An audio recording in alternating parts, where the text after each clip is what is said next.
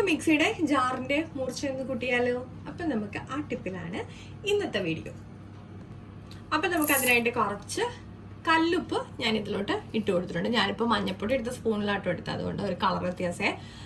അപ്പോൾ കുറച്ച് കല്ലുപ്പ് ഞാൻ ഇതിലേക്ക് ഇട്ട് കൊടുത്തിട്ടുണ്ട്. നമുക്കിത് നന്നായിട്ടൊന്ന് ഫൈനായിട്ട് പൊടിച്ചെടുക്കാം.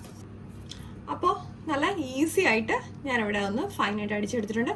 അപ്പോൾ നമുക്ക് വളരെ എളുപ്പത്തിൽ തന്നെ നമ്മുടെ മിക്സിയുടെ ജാറിൻ്റെ ബ്ലേഡിൻ്റെ മൂർച്ച കൂട്ടിയെടുക്കാൻ പറ്റും.